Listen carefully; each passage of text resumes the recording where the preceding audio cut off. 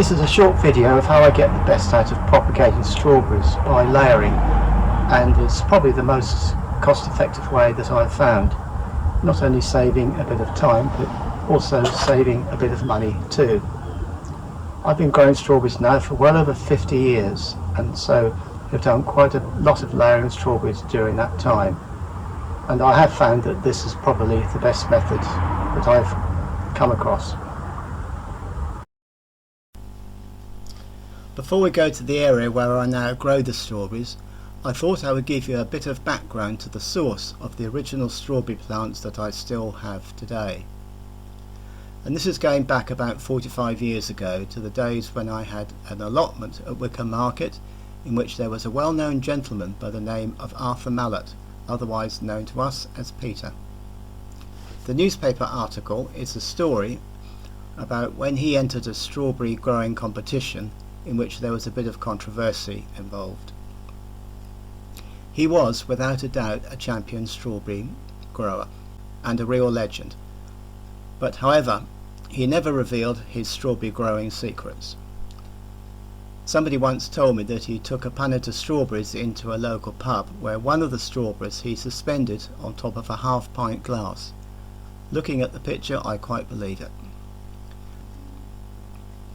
Anyway, one day I plucked up enough courage and asked him if I could have some of his runners from his strawberry plants, which he replied, "Yes, you can, but you'll have to layer them all yourself," which I didn't mind, of course, and I duly got enough plants for what I needed. But that was back in the late 1970s, early 80s, and here we are today with the descendants of those legendary strawberry plants from Peter Mallet and the Wickham Market allotment days.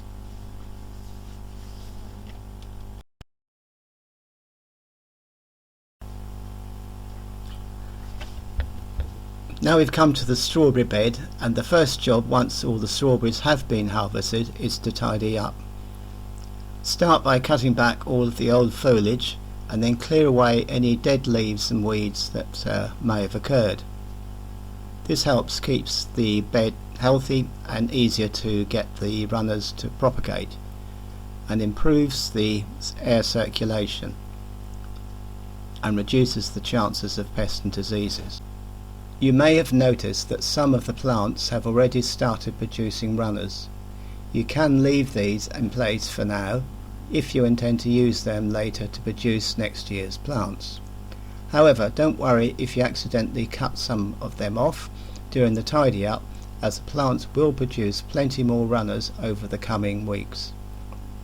More than enough to provide all the new plants you need for next year's strawberry bed.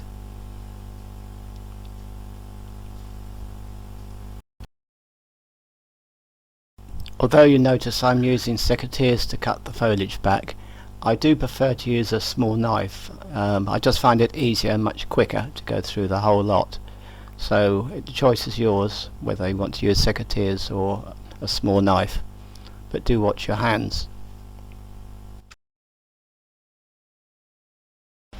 What I intend to do is I keep my strawberry plants on a 3-year rotation to maximise the harvest. In my experience, the second-year plants are by far the most productive. First-year plants produce a respectable crop, but the third-year plants begin to tail off noticeably. I'm now considering changing to a 2-year rotation instead of 3. Given the reduced yield in the third year, it hardly seems worth keeping the older plants, particularly this year when I've had more strawberries than I could comfortably pick. As you will see, there are 4 rows of strawberries, and I normally grow 2 new rows each year, so the rows shown here contain the first year and the second year plants. The oldest plants, which are 3 years old, have grown in a different area. Once they have finished fruiting, then I will dispose of those. And finally come to the last plant to cut back and clear the rubbish out. Then what I will do, once the area is all clean, is I'll just go through with a hoe and take out any of the smaller weeds that might have got missed, and also just generally break up the soil a bit, so when you come to do the watering, the water will go down into the roots and not run off the soil.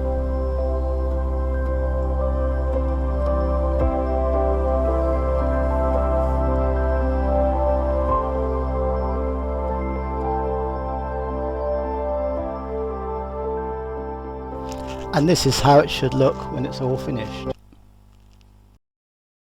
For years I propagated strawberries the traditional way, filling the small pots with compost, placing them beneath the runners and then securing each runner with little wire pegs or clips until it's rooted. But over time, a sustainable way, giving exactly the same results while saving time, effort and a bit of money. And the answer for me was a resounding yes.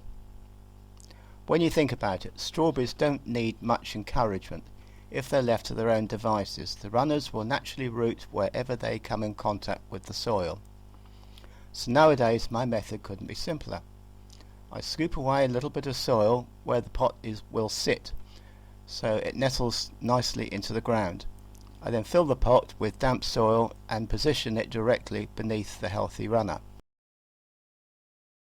However, do make sure you only use the first node nearest the parent plant, as the energy will go into that new plant, and don't be tempted to use 2 runners per shoot, as they will always be weaker if you try to do that. So nip out any shoots that go beyond the first node that you're pegging in. The big difference is I no longer use wire pegs or plastic clips to hold the runner in place. Instead, I simply press the runner gently into the damp soil with my finger, and that's it. Because the pot is sitting securely on the ground and the soil is already moist, the runner will rarely spring out. Then within 2 or 3 weeks the runner has usually produced a healthy root system, giving me a strong young strawberry plant that's ready to be cut from the parent plant and to be planted out in its new area. It's a small change, but it saves time and eliminates the need for extra clips, pegs, and relies on the strawberry's own natural instinct to root wherever the conditions are right. Sometimes the simplest methods are really the best.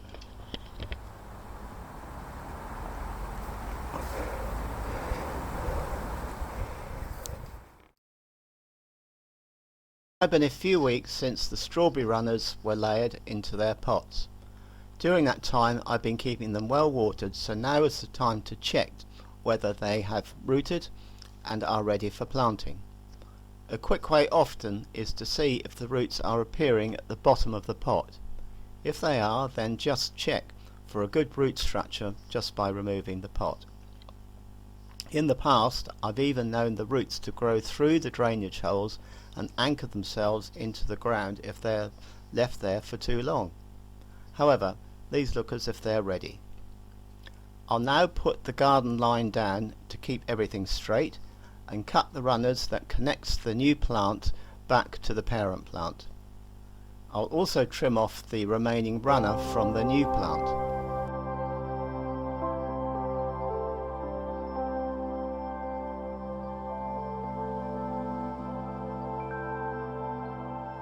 When it comes to spacing, I generally go by the length of the trowel between each pot and then space them out after I have also prepared the ground by raking the soil into a fine tilth.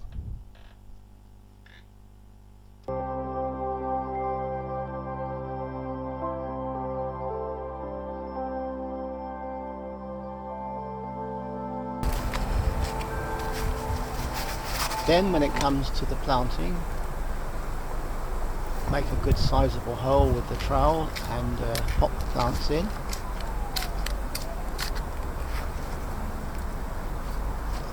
Once they're all planted, they'll get a good watering to help them settle in. And that's about it. And apart from a bit of hoeing and keeping any of the new weeds that might appear in the late autumn months, then the plants will not need any further attention until next year, as they will get through the winter without any problem. Just a handy hint, and keep a few spare plants to one side in case you might need to replace any. And afterwards I will firm up the plants down the row.